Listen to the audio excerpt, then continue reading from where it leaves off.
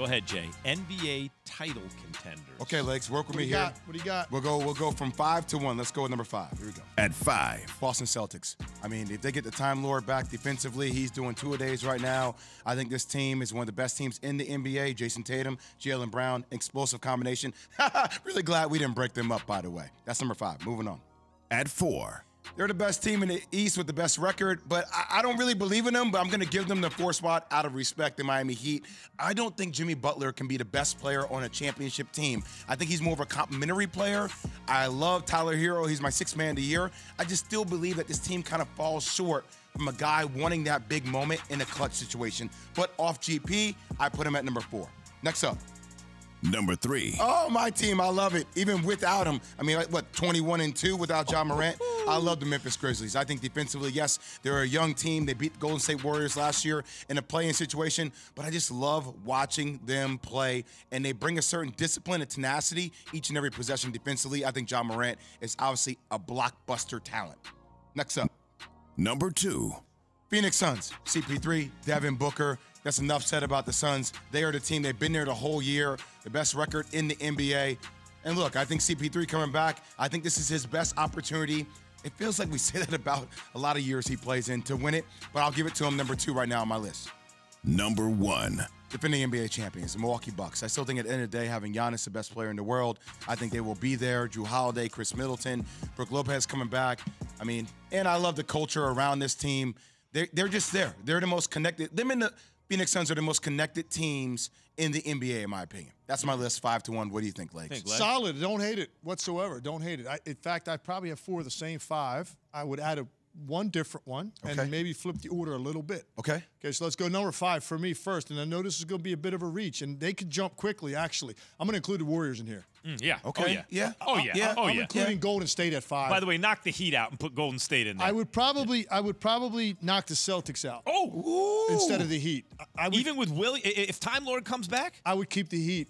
Listen, Boston's going to have their hands full early on. Okay? Yes. So, I mean, there's no certainty they're going to make a deep run when you got to deal with that right off the bat. So, but if they get by their first round matchup, and then they get him back probably middle of the second round, it sounds like. Look, now it's a different conversation. And actually, if they play a tough first round against Brooklyn and they survive that, and then they get Williams back, man, that could be an impetus. Who knows, right? But I'm going to go with the Golden State Warriors, I think, at 5. I would put the Heat at 4. I like that for all the reasons that you said. I think Jimmy Butler's got a lot of pressure on him. He can't have stretches of games where he's passive and he's more of a playmaker. They need him to be that raw scorer that every night is going out there 20 to 25. And you can pencil it in. Sometimes he gets passive for long stretches in games. And I don't know that they've got other guys I trust in those situations to carry them offensively. I completely agree with Memphis at number 3.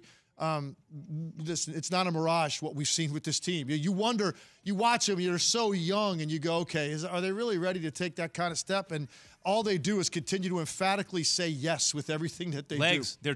If you're 21-2 down the stretch of a season without your best player, there's a good argument to be made that they're actually just the best team in basketball. Right, and it's the stylistically, they share it, they defend, they can beat you from the three-point line, which is modern basketball, but they can also beat you with great individual offensive players.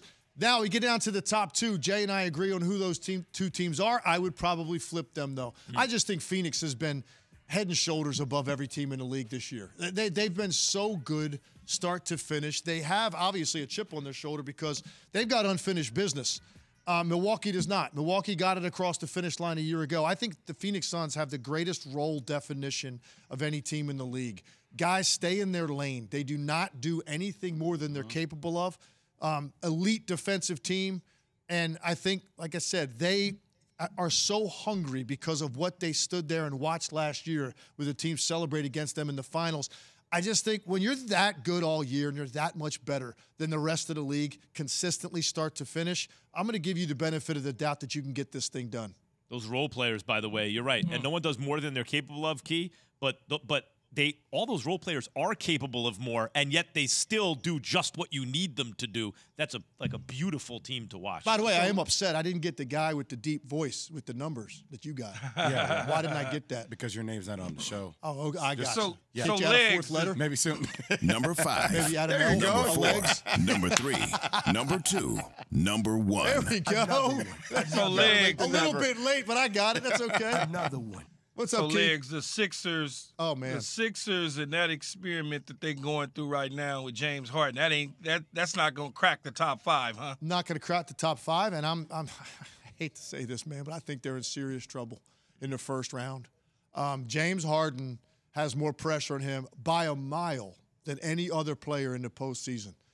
Because, look, he's had failings in the postseason before in big moments, okay? Mm-hmm. Well, now you look at what Philadelphia went through this year, what they just gave up, the number 1 overall pick in the draft, a guy that was a 2-time All-Star. Now, listen, he had a lot of issues, and he came up small last year against Atlanta in the playoffs, but Ben Simmons still was the number 1 pick. Your franchise went through, a period of time where they were a laughingstock to get guys like that. You gave them up to get James Harden. Daryl Morey went all in. He waited 2/3 of an NBA season without replacing an All-Star to get this specific player for this specific run, and I think they're in serious trouble because he has been so inconsistent, and he just looks like he's lost a little bit physically. Key, I'm actually worried they don't survive the first round against Toronto, who is so confident when they play the Philadelphia 76ers. And I think, if I'm not mistaken, Toronto Raptors have the best record in the NBA over the last month. Yes. So they're playing great. And Philly will not have Matisse Thybulle because he's not vaccinated. Cannot go across the border. Yes, and play in Toronto. That's why I said when this trade went down at the beginning of the season, Legs, I said, look, Doc Rivers is in hot water here. Because not only do you have to activate James Harden, but there are always questions around how he handled the Clippers situation when they were up 3-1. They lost that. Paul George and Kawhi being like, you're not our guy, not fighting for you, getting him out of L.A. Thanks for watching ESPN on YouTube. For live streaming sports and premium content, subscribe to ESPN Plus right now.